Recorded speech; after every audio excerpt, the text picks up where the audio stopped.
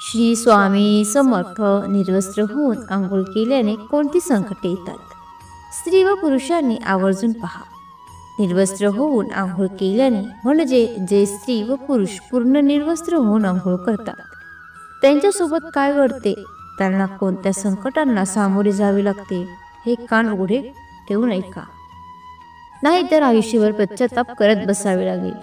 एकदा भगवान विष्णू माता लक्ष्मी सोबत हरिद्वारमध्ये फिरत होते. लक्ष्मी मातेने पाहिले की सर्व लोक गंगेत स्नान करत आहेत आणि हर हर गंगे म्हणत आहेत. प्रिय श्रोते हो, जर तुम्ही ही कथा ऐकत असाल तर ती पूर्ण ऐका. जेव्हा देवी लक्ष्मी मातेने पाहिले की सर्व लोक गंगेत स्नान करत आहेत आणि हर हर गंगे म्हणत आहेत, परंतु प्रत्येक जण दुःख आणि अस्वस्थ होतात, तेव्हा लक्ष्मी मातेने भगवान विष्णूंना आश्चर्याने विचारले की इतक्या वेळा गंगे स्नान करूनही त्यांची पापे आणि दुःखे का नष्ट होत नाहीत? आता गंगे तथ्य राहिले नाही का? यावर विष्णू म्हणाले, गंगेत तेवढी शक्ती आहे, पण या लोकांनी पापांचा नाश करणाऱ्या गंगेत स्नानच केलेले नाही, मग त्यांचा फायदा कसा होणार? लक्ष्मीजींनी आश्चर्याने विचारले की त्यांनी स्नान कसे केले नाही? आंघोळ करून सगळे जण जात आहेत, त्यांचे शरीरही अजून कोरडे झालेले नाही. भगवान विष्णू म्हणाले, हे लोक फक्त पाण्यात डुबकी मारून येत आहेत, मी उद्या त्यांचे रहस्य सांगेन. दुसऱ्या दिवशी जोरदार पाऊस सुरू झाला. रस्ते चिखलाने भरले होते. एका चौकात खोल खड्डा होता आणि भगवान विष्णूंनी लीलेतून म्हाताऱ्याची रूप धारण केले आणि त्या खड्ड्यात जाऊन पडले. जणू काही माणूस चालत असताना खड्ड्यात पडला आणि प्रयत्न करूनही बाहेर पडू शकला नाही. त्यांनी लक्ष्मीजींना समजावले आणि तिला खड्ड्याजवळ बसवले आणि सांगितले, तुम्ही लोकांना हाक मारत राहा की माझा म्हातारा नवरा चुकून खड्ड्यात पडला आहे. कोणीतरी पुण्यवान आत्म्याने त्यांची सुटका करून त्यांचे प्राण वाचवावे, आम्हा असहायांना मदत करावी. आणि भगवान विष्णूंनी हे देखील समजावून सांगितले की जेव्हा कोणी मला खड्ड्यातून बाहेर काढण्यास तयार असेल तेव्हा फक्त असे सांगा की माझा पती पूर्णतः पुण्यवान आहे. जे पुण्यवान आहेत त्यांनीच त्यांना स्पर्श करावा. जर तुम्ही पुण्यवान असाल तरच त्यांना स्पर्श करा, अन्यथा स्पर्श करतात तुम्ही जळून खाक व्हाल. तथास्तु म्हणत लक्ष्मीजींनी खड्ड्याच्या काठावर बसल्या आणि भगवान विष्णूंनी त्यांना जे काही शिकवले होते ते ती करू लागले. गंगेत आंघोळ करून लोकांचे टोळके येत होते आणि सुंदर मुलींना असे बसलेले पाहून अनेकांच्या मनात पापाची भावना येत होती.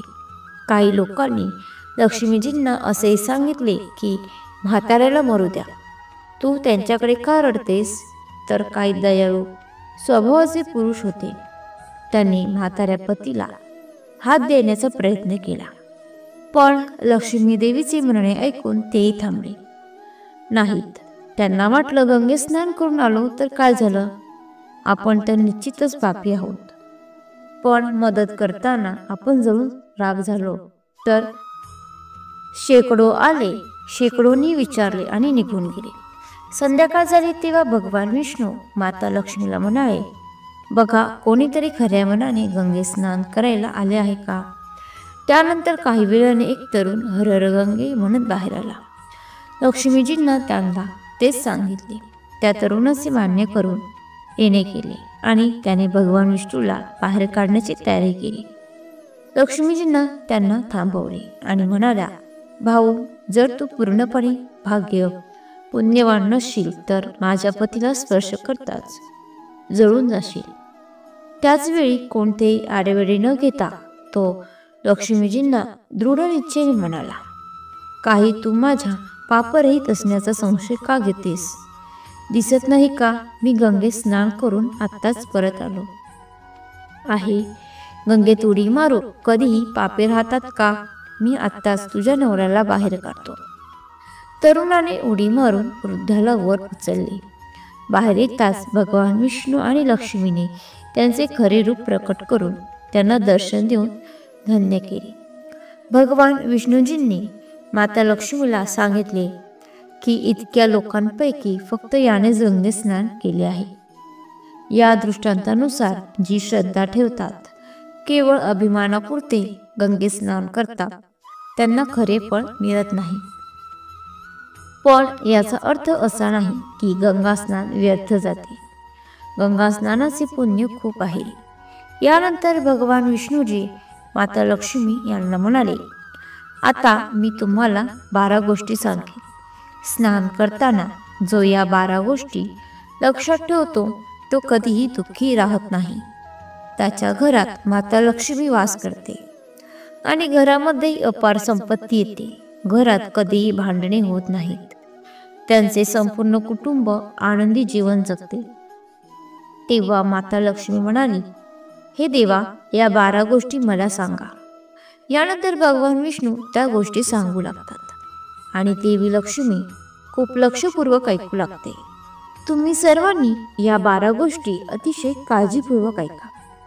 यानंतर भगवान विष्णू म्हणतात, प्रिये, तुला या 12 गोष्टी सांगितल्यानंतर मी तुला आणखी एक गोष्ट सांगेन की स्त्रिया कपडे काढून स्नान करतात हे योग्य आहे की नाही. ही बाब त्यांच्यासाठी खूप महत्त्वाची आहे. तर हे लक्ष्मी, हे काळजीपूर्वक ऐक. मग विष्णूंची सांगू लागले. 1. भगवान विष्णू म्हणाले की स्नान केल्याने शरीर निरोगी आणि मन प्रसन्न राहते. आंघोळीमुळे चेहऱ्याची चमक आणि शारीरिक आकर्षण वाढते. या दैनंदिन कर्मकांडात काही गोष्टी लक्षात ठेवल्या तर आध्यात्मिकपेक्षा जास्त फायदा मिळू शकतो. अंघोळ करताना या गोष्टी लक्षात ठेवाव्यात. 1. स्नान केल्यावर, शुद्ध झाल्यावर आपण पूजा वगैरे सर्व कार्य करण्याने सक्षम होतो, म्हणून सकाळी स्नान करावे. 2. स्नान केल्याने हे गुण प्राप्त होतात असे शास्त्रात सांगितले आहे. सौंदर्य, शुद्धता, आरोग्य, निरागसता आणि बुद्धिमत्ता. 3. ज्यांना संपत्ती आणि आरोग्य हवे आहे त्यांनी प्रत्येक ऋतूत आणि दररोज स्नान करावे. 4. सकाळी स्नान केल्याने पाप नष्ट होऊन पुण्य मिळते असे शास्त्रात सांगितले आहे. असे म्हणतात की सकाळी अंघोळ करणाऱ्या अवतीभोवती नकारात्मक शक्ती फिरकत नाही. त्यामुळे सकाळी अंघोळ करण्याचा सल्ला दिला जातो. 5. आजारपणात अंघोळ डोक्यापासून खाली करावी. ओल्या कपड्याने अंग पुसून घेणे म्हणजे एक प्रकारचे अंघोळ असेही म्हणतात. 6. सकाळी सूर्य येण्यापूर्वी अंघोळ करणे चांगले मानले जाते. 7. अंगावर तेल आणि मलमल लावून नदीत अंघोळ करण्यास मनाई आहे. त्याऐवजी नदीतून बाहेर पडून तीरावर शरीर स्वच्छ करणे आणि नंतर नदीत डुबकी मारण्याचा सल्ला दिला जातो. 8. काठावरील पाणी ज्या ठिकाणी कपडे धुतात ते अशुद्ध मानले जाते. त्यामुळे तिथून काही अंतरावर स्नान करावे. 9. नदीत 11 किंवा 21 डुबकी घेणे चांगले आहे असे म्हणतात. 10. पवित्र नद्यांमध्ये कपडे धुण्यास मनाई आहे. नदीत कोणत्याही प्रकारची घाण टाकू नये. 11. नळाच्या पाण्यापेक्षा झऱ्याचे पाणी चांगले. नदीचे पाणी झऱ्याच्या पाण्यापेक्षा चांगले. तीर्थक्षेत्र पाणी नदीच्या पाण्यापेक्षा चांगले. गंगाजल हे तीर्थक्षेत्रांच्या पाण्यापेक्षा चांगले मानले जाते. 12. गंगा माता म्हणते की स्नान करताना कोणालाही माझी आठवण येईल तिथे मी असेल. यानंतर भगवान विष्णूजी म्हणाले, आता मी तुम्हाला त्या महिलांबद्दल सांगतो ज्या कपडे काढून आंघोळ करतात. हिंदू धर्मग्रंथांमध्ये प्रत्येक गोष्टीसाठी कायम नियम बनवलेले आहेत. यापैकी एक नियम आंघोळी संबंधी आहे. सामान्य माणसाने शास्त्रांचे नियम पाळलेच पाहिजेत असे मानले जाते. त्यामुळे त्यांच्या घरात सुख समृद्धी राहते, सोबत अमाप संपत्ती येते, माता लक्ष्मी प्रसन्न होते. वास्तविक अशा अनेक गोष्टी आपल्या धर्मग्रंथात लिहिल्या आहेत ज्यांचे आपण शतकानुशतके पालन करत आलो आहोत. पण तरीही त्यांच्या कारणांची संपूर्ण माहिती आपल्याकडे नाही. अशा नियमांपैकी एक म्हणजे सतत आंघोळ करणे. तुम्ही अनेकदा घरातील वडीलधाऱ्यांचे म्हणणे ऐकले असेल की कधीही कपड्यांशिवाय म्हणजेच नग्न अवस्थेत आंघोळ करू नये. जर आपण पौराणिक कथांबद्दल बोलतो तर नग्न स्नान करण्यास मनाई आहे. मनाई करण्याचे कारण म्हणजे भगवान श्रीकृष्णाच्या काळाशी संबंधित आहे. पौराणिक कथेनुसार एकदा गोपिका सरोवरात स्नान करत असताना त्या नग्न होत्या. तेव्हा बालकृष्णाने गोपिकांचे सर्व वस्त्र लपवून ठेवले. त्यावेळी जेव्हा भगवान श्रीकृष्णाने त्यांचे वस्त्र लपवले आणि गोपिका त्यांचे वस्त्र परत घेण्याची प्रार्थना केली, तेव्हा श्रीकृष्णजींनी त्यांना समजावले की कपडे घातल्याशिवाय कुठेही स्नान करू नये.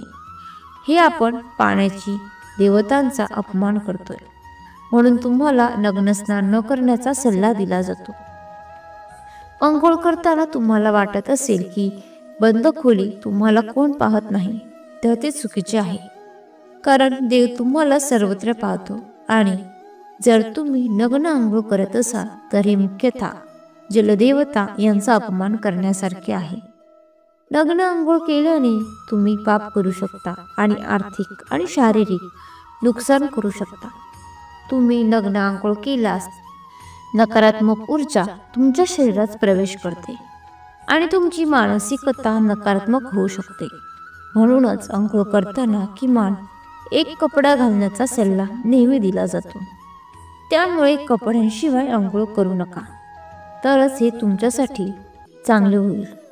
नग्न अंघोळ केल्याने शरीरातून सकारात्मक ऊर्जा बाहेर पडते आणि त्याचा तुमच्या मनावर तसेच शरीरावर परिणाम होतो. गरुड पुराणानुसार जेव्हा तुम्ही स्नान करता तेव्हा तुम्ही मृतपूर्वज तुमच्या आसपास असतात आणि असे स्त्रीने केल्यास पितरांची तृप्ती होत नाही आणि यामुळे घरात पितृदोष येऊ शकतो. नग्न अंघोळ केल्याने पूर्वजांना राग येतो, ज्यामुळे व्यक्तीचे सामर्थ्य संपते आणि आनंद नष्ट होतो. त्यामुळे कधीही नग्न होऊन स्नान करू नये. तुम्हाला ही माहिती आवडली असेल तर लाईक आणि शेअर करा. तसेच अशीच माहिती नेहमी ऐकण्यासाठी चॅनलला सबस्क्राईब नक्की करा. श्री सद्गुरू स्वामी समर्थ. धन्यवाद.